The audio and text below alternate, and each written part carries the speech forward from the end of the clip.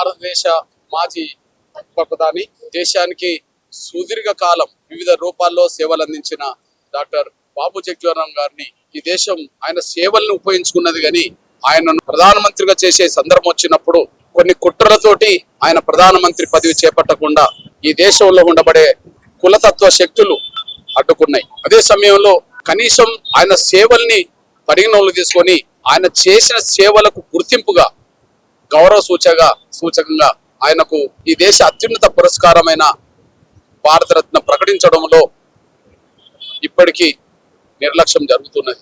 ఎలాగో ఆ మహనీయుడిని ప్రధానమంత్రి చేయలేం, ఎందుకంటే చేసే సమయంలోనే కుట్రలు జరిగినాయి. ఎంతో ఆవేదనతో ఆ మహనీయుడు దళితులు ఈ దేశానికి ఎంత సేవ చేసినా అత్యున్నత స్థాయి పదవి దక్కకుండా చేశారు కదా అనే ఒక ఆవేదన ఆయన మనసులో ఉండే.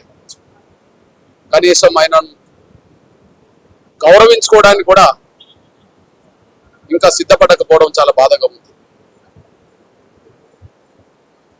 స్వాతంత్ర సమరయోధుడు,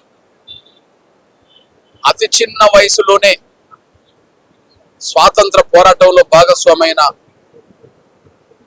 మహనీయుడు జగ్జీవన్ రామ్. తను కలకత్తాలో చదువుకుంటున్న రోజుల్లోనే స్వాతంత్ర పోరాటంలో భాగస్వామైన మహనీయుడు జగ్జీవన్ రామ్. చిన్న వయసులోనే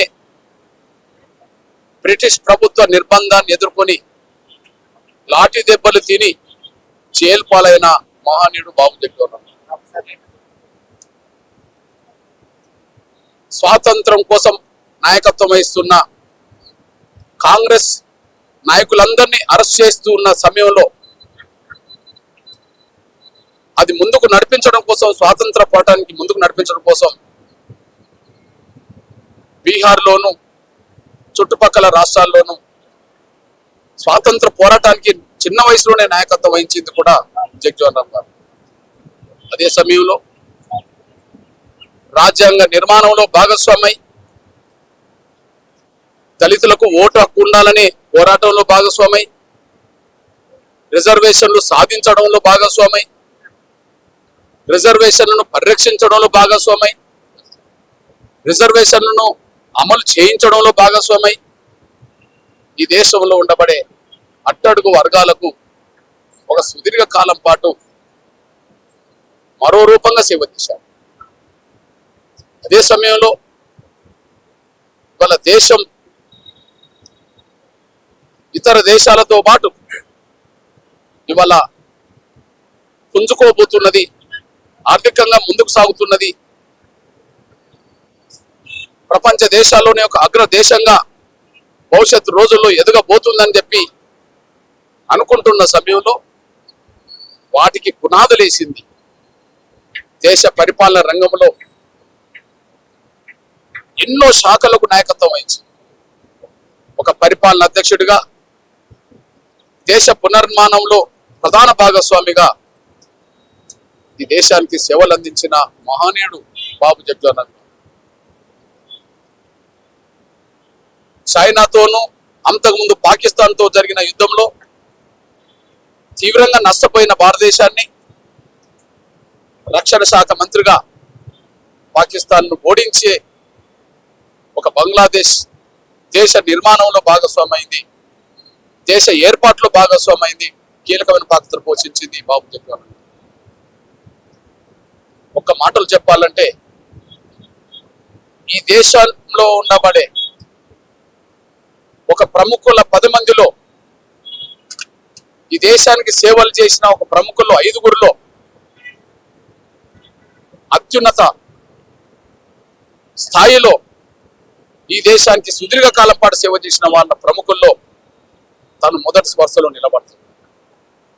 కానీ అట్లాంటి మహనీయుని ప్రధానమంత్రి కాకుండా చేయడం ఒక కుట్ర జరిగితే కనీసం ఆయనకు గౌరవాన్ని మనం చూశాం.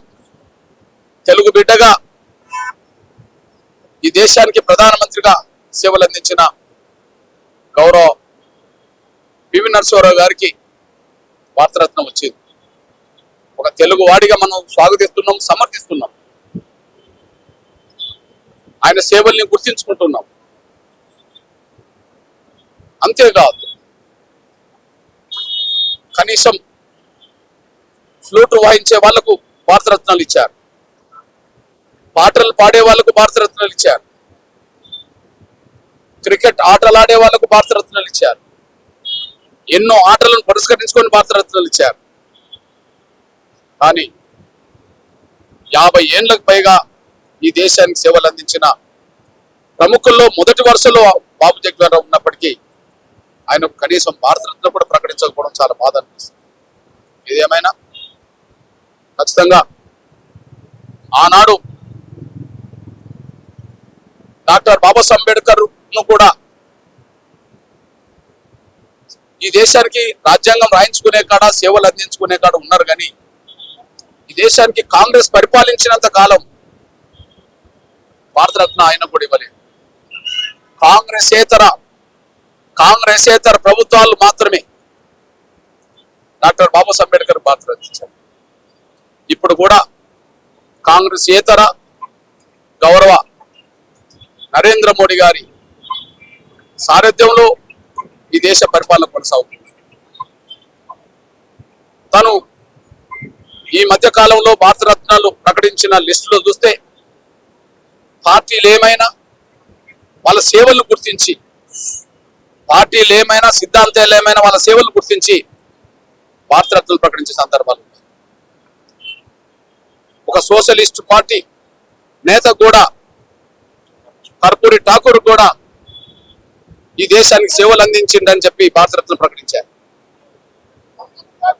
కాంగ్రెస్ పరిపాలనలో ఇవ్వని భారతరత్న కనీసం బీజేపీ పాలనలోనే ప్రణబ్ ముఖర్జీ గారు కూడా వచ్చింది భారతరత్న. అంటే భారతరత్నాలు ప్రకటించే సమయంలో గౌరవ నరేంద్ర మోడీ గారి ప్రభుత్వం పార్టీలు సిద్ధాంతాలు చూడట్లేదని, దేశానికి సేవలు చేసిన సేవల్ని గుర్తించుకునే భారతరత్నాలు ప్రకటిస్తుంది అనడానికి సాక్ష్యంగా ఒక సోషలిస్టు పార్టీ అధినేతకు సుదీర్ఘకాలం పాటు సేవలు అందించిన, బీహార్ సేవలు అందించిన నేతకు కర్పూరి ఠాకూర్ భారతరత్న ఇవ్వడం, కాంగ్రెస్ నుంచి దేశానికి సారథ్యం వహించిన పివి నరసింహారావు గారికి భారతరత్న ఇవ్వడం, అదే సమయంలో రాష్ట్రపతిగా పనిచేసిన, కాంగ్రెస్ నుంచి రాష్ట్రపతిగా పనిచేసిన ప్రణబ్ ముఖర్జీ గారికి కూడా భారతరత్న ఇవ్వడం ఈ ప్రభుత్వంలోనే సాధ్యమైంది. అంటే పార్టీలు సిద్ధాంతాలు చూడకుండా ఈ దేశ పునర్నిర్మాణంలో, దేశ అభివృద్ధిలో ఎవరెవరికై భాగస్వాములైనో వాళ్ళని గుర్తించే కాడ గౌరవ నరేంద్ర మోడీ గారి ప్రభుత్వం ఉన్నది. ఇప్పుడు గౌరవ నరేంద్ర మోడీ గారికి దేశ ప్రధానమంత్రి గారు విజ్ఞప్తి చేస్తున్నాం. ఈ దేశంలో 50 ఏళ్ల పాటు సుదీర్ఘకాలం పాటు సేవ చేసిన ప్రముఖుల్లో బాబు జగ్జీవన్ రామ్ మొదటి వరుసలో ఉంటాడు. స్వాతంత్ర పోరాటంలో పాల్గొన్న వ్యక్తుల్లో బాబు జగ్జీవన్ రామ్ మొదటి వరుసలో ఉంటాడు. దళితుల కోసం, పీడితుల కోసం పనిచేయడంలో బాబు జగ్జీవన్ రామ్ జీవితకాలం మొదటి వరుసలో ఉంటాడు. ఇదే సమయంలో దేశ పునర్నిర్మాణంలో మొదటి వరుసలో ఉంటాడు. కాబట్టి మీరు ప్రధానమంత్రిగా ఉన్న ఈ సమయంలోనే దళితుల్లో అత్యంత వెనుకబడ్డ దళితులైన ఈ వర్గాల కోసం సుదీర్ఘకాలం పాటు సేవలు అందించిన బాబు జగ్జీవన్ రామ్ గారికి కూడా భారతరత్న ప్రకటించే విధంగా ముందుకు రావాలని చెప్పి, సిద్ధాంతాలు పార్టీలు వేరైన అదే సమయంలో కాంగ్రెస్ ప్రభుత్వం ఓడిపోవడంలో 77లో కాంగ్రెస్ ఇతర ప్రభుత్వంని తీసుకురావడంలో కూడా బాబు జగ్జీవన్ రామ్ అతి కీలకమైన పాత్ర పోషించిన విషయం మర్చిపోద్దని, భారతరత్నను ఆయనను చూసుకునే విధంగా, భారతరత్నగా ఆయన పిలుచుకునే విధంగా భారతరత్న ప్రకటించాలని చెప్పి గౌరవ దేశ ప్రధానమంత్రి గౌరవ నరేంద్ర మోడీ గారికి విజ్ఞప్తి చేస్తున్నాం. ఈ విషయంలో సందర్భాన్ని దృష్టిలో పెట్టుకొని ఖచ్చితంగా ప్రధానమంత్రి దృష్టి కూడా ఎంఆర్పిఎస్ తీసుకొస్తుందనే విషయం కూడా గుర్తు చేస్తున్నాం.